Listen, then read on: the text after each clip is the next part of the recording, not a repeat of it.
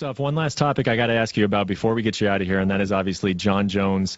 I think everybody is familiar with what's going on. We still have to wait a little bit, when it comes to, Jones is claiming innocence, and he's going to, it sounds like appeal this and get his B sample tested, all of that stuff. But your initial thoughts on this news that broke yesterday?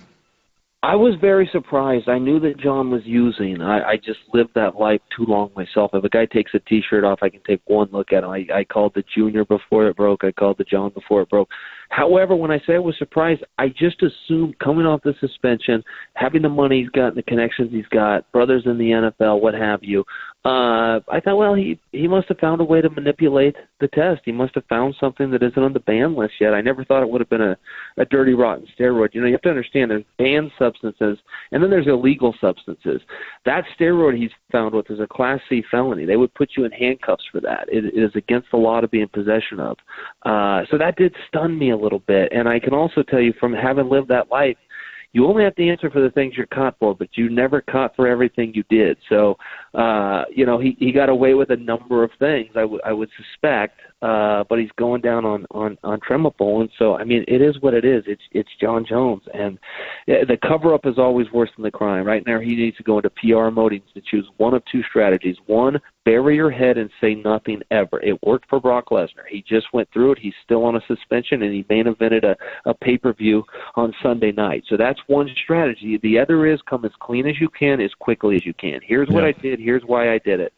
That is not going to happen when you're dealing with a sociopath that's going to hold the Bible up above his head and claim, silly me, and I don't know how this happened. You're not going to get that, and he's going to end up just like he has every other time. He's just going to end up elongating this. It'll go away. It'll blow over. People are starting to get numb to it when it's Jon Jones. They just start to, oh, yeah, I'm sure he did, and they just kind of move on with their day. But he could get through it a little quicker if he either went silent or he fessed up. Based on what you said about Turinabol, and it seems like you're very crystal clear on what you think happened with Jon Jones, but because it's not a substance that you would anticipate him using, especially with the resources that he has available to him, does that make you think even just slightly that him saying, I don't know how this got in my system, is there any wonderment about you that, well, maybe? No, on a guy's third strike, no, definitely not. And again, I could take one look at him, and I could just throw the fans back as recently as his OSP fight to his Daniel Cormier fight. His body changed significantly. And one thing with the human body is we don't get better with time. So if your body all of a sudden looks better than it used to when you're weighing in at the same weight class as you used to, you've got some explaining to do. And you can fool a lot of the public by saying I went on a new diet and a new exercise program, but when you're training for world title fights, you're dieting and you're exercising to the top of your ability. So it's same, except the guy's a year older. It doesn't take a rocket scientist, but it would take somebody in the know. And again, I'm an expert on this topic for all of the wrong reasons, but an expert nonetheless.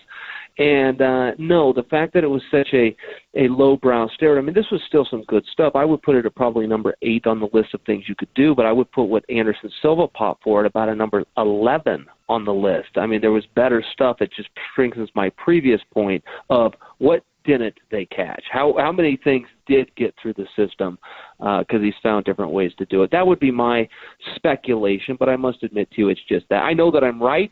I'm just protecting myself legally, and I'm letting you know I'm speculating, even though I'm not. Last question on this.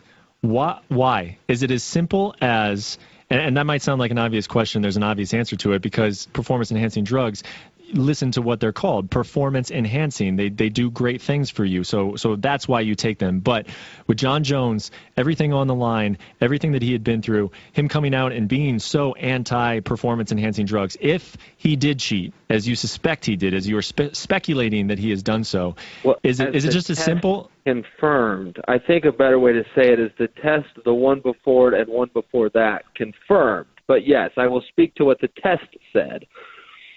But go ahead.